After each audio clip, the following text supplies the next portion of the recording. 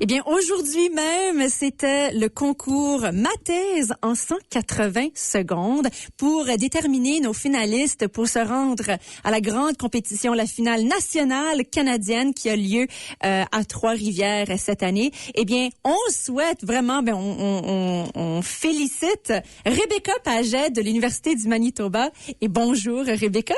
Bonjour, merci de m'accueillir ici. Ah ben oui, bienvenue dans les studios Denise Lécuyer ici à Envol. Et t'es accompagnée de Liam Zamora. Bonjour. Bonjour. Qui a aussi soumis une thèse dans la compétition. Alors bravo à vous deux d'abord d'avoir participé à ce grand concours aujourd'hui. On vient d'avoir la nouvelle. Avant de rentrer un petit peu trop dans les détails, comment a été l'expérience de faire ce concours? Est-ce qu'il y avait une grande foule? Les nerfs, est-ce que c'était... est-ce qu'on était nerveux? Comment ça s'est déroulé pour vous deux?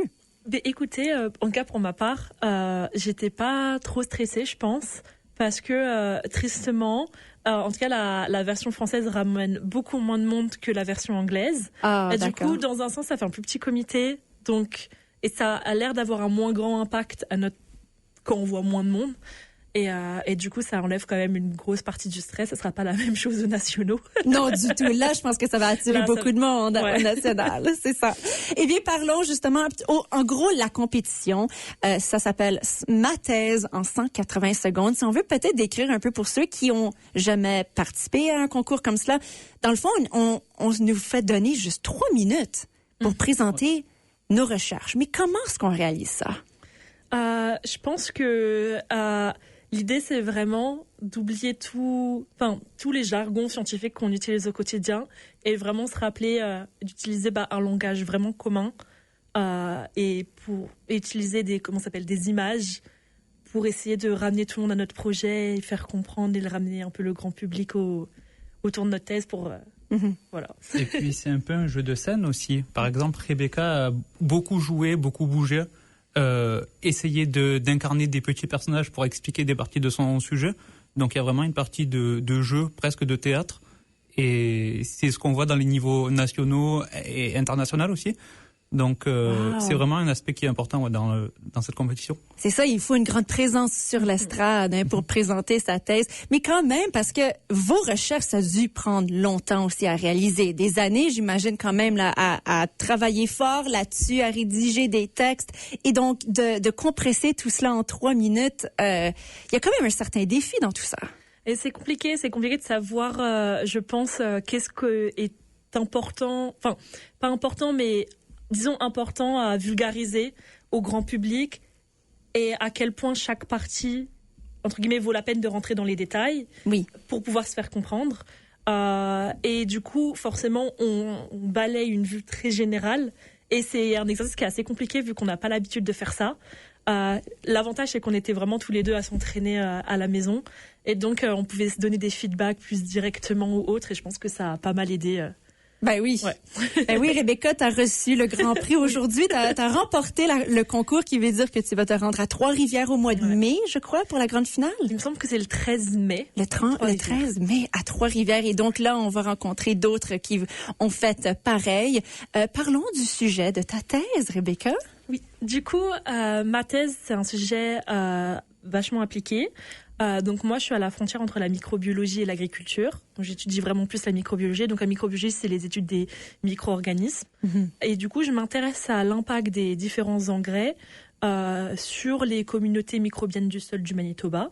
Et donc voir comment ça les impacte dans le but d'avoir une agriculture plus durable et à la fois d'un point de vue économique, mais aussi d'un point de vue environnemental. Wow, d'accord. Ben ça intéresse sûrement beaucoup de monde. C'est très local. Oui, tout à fait, exactement. On a le bon public ici pour ça. Et Liam, ta présentation, ta thèse, ça portait sur quoi? Alors moi, c'est beaucoup plus sur la santé. Donc c'est le rôle d'un ARN non codant, ça s'appelle. C'est une molécule qui est présente dans nos cellules, qui normalement est présente seulement dans le cerveau, mais qui se retrouve aussi dans certaines maladies, type maladie d'Alzheimer et certains cancers. Donc, le but de ma thèse, c'est d'essayer de comprendre comment cette molécule fonctionne, comment elle interagit dans les cellules, pour, on l'espère en tout cas, essayer d'ouvrir des nouvelles pistes thérapeutiques et de mieux comprendre les mécanismes du vivant. Wow, d'accord. Hey, c'est complexe, c'est tout ça. Ça fait comment longtemps que vous deux, vous travaillez sur votre thèse? C'est vachement récent. On est arrivé à Winnipeg le 10 décembre 2024, très exactement. Wow. Et donc, on a commencé en janvier 2025. Ça fait un peu plus d'1 an maintenant qu'on travaille sur le sujet. Pour vous deux On est également. arrivé le même jour, on a commencé en même temps. Voilà. Est-ce que vous vous connaissez avant? Ou... Oui. OK.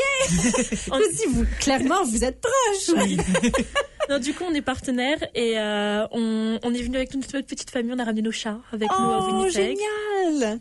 Oh, wow! OK, c'est une belle famille, alors, retrouver ça à Winnipeg. Alors, vous deux, vous allez vous rendre à Trois-Rivières le 13 mai ensemble. Vous vous supportez l'un l'autre. Ben oui, Liam pour Rebecca.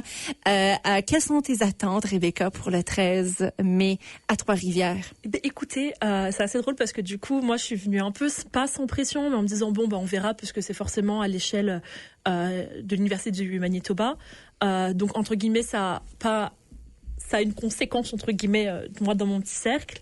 Et en fait, maintenant qu'il y a les nationaux qui vont bientôt approcher, cette fois, j'ai un peu l'idée de me dire, bon, bah, on est là, on va essayer de gagner et de représenter. Le Manitoba représentera peut-être le Canada pour les internationaux. Ben oui! Du coup, j'espère.